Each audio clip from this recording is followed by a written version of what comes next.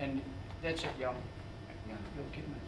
And because they've all been taught to bear hug, wrap, and that's as you just saying, that's a bit of a spin-off from the last 10 years of the game, wrapping and rolling and bang and getting them on their bang on the ground. So it's good that they're talking now about, they did mention about not being able to lift the leg, and we blew up, and I did blow up, about if I hit you in a good shot, I should be able to still get your leg and get you down on the ground. And Royce Simmons said, well, hasn't the game been 100 years about getting a bloke on his back and getting him on the ground? So they're rewording that. So there was, that was it. Yeah, you're right though, in the defence. I was just sort of wondering whether they just got to be too good for the referee, and I think a lot of them sort of panic a little bit when we've really got to speed it up in there. Yeah, no. You know, like... And it's your job as a coach to try and find easier ways for your players, isn't it? That's what I do. No. Or throw forward passes. Well, I think the referees think we are doing that. That's why doing your tests. And I think though, if they are going to go back into the proper way, you know, not so much the proper way, but it has changed a bit about what they're trying to say is now is we hit him in a tackle, two of us get him a bloke in the tackle, that the third man, which a lot of teams were doing, the third man comes in and then gets him on the ground. So they're going to try and say that that won't be allowed, so that we hit him in a tackle here, and then the third man was coming in and grabbing Blake by the leg. So they reckon they're not going to allow that, which I think's a great idea. So what they were doing is two blokes, mate, I've seen it every week. Two blokes come in, dancing. They use the word, you know. So they get in there, hit the bloke, hold him. He can't. His momentum stopped, and all of a sudden the third bloke comes in, gets him by the leg, and they get him on the ground and get another 4 or 5 seconds, half a dozen seconds up their sleeve.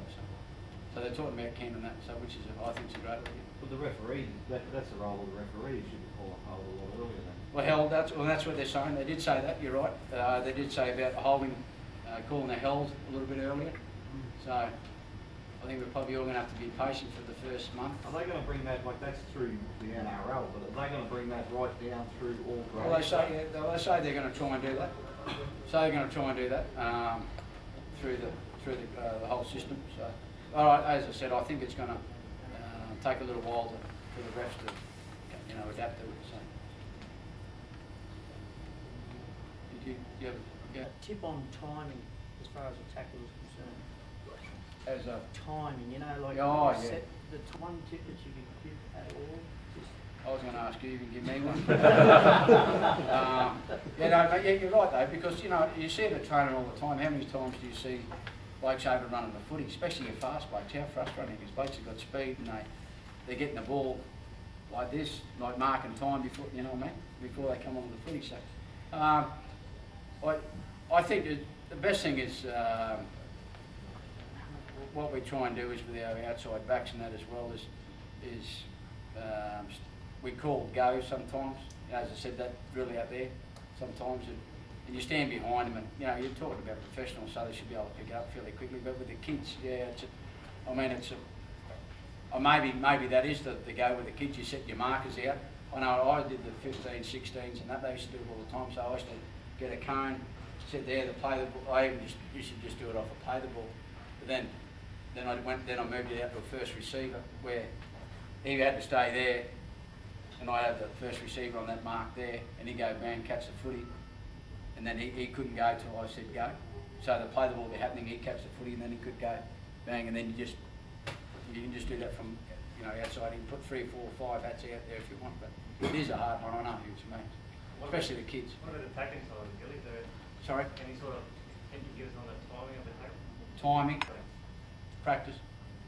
Yeah, and that's as I said, that the big thing is, I know with the young blokes, you might only have the field for 45 minutes or an hour or something.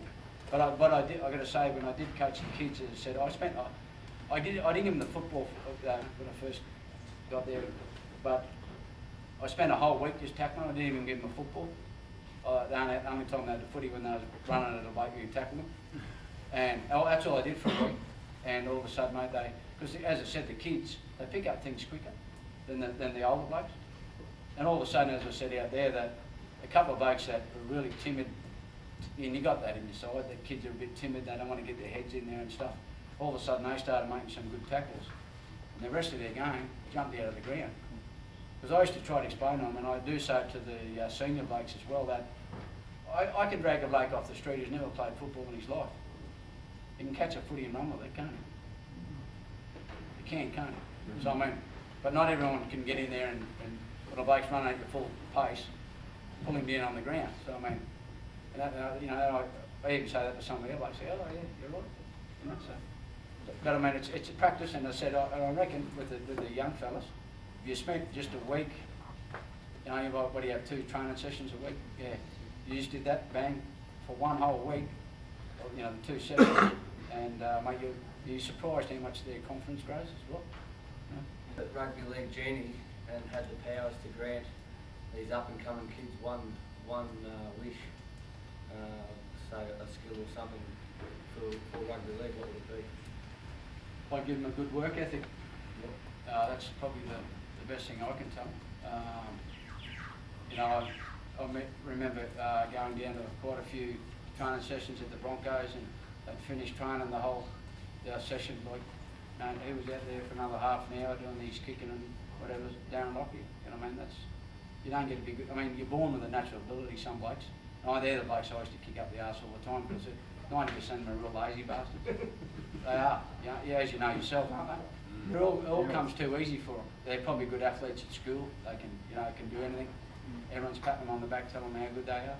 And they're the blokes I used to ride the most, because I knew they were going to be lazy. And I still get young blokes ringing me that I coach, and say, because I used to say to them, because it's frustrating for that, I reckon, under 15s, 16s and that, internationals and that as well, that it's unlimited interchange. I reckon it should be cut down myself. I brought that up a few years ago, and I think it's something that should be in place. But anyway, the little blokes, the late rowers and that, I used to say to them, mate, you've got to train the other nights on yourself if you want to get any better. I used to say, well, Gilly, what's the point when the other blokes just run on, run off? I said, the point is, when you get to senior football, I said, them blokes are going to give it away. I said, you'll still be playing footy. And I think that's still a valid point, that you've got to try and explain to the kids about doing their own training on the side, and that's how they get their mental toughness. You're not holding by the hand, telling them they've got to do a couple of shuttle runs and stuff like that as well. So, but you can't. I mean, it's the old story, lead a horse to water, so. Okay, very good. Thanks very much for that, Trevor. Yeah, no.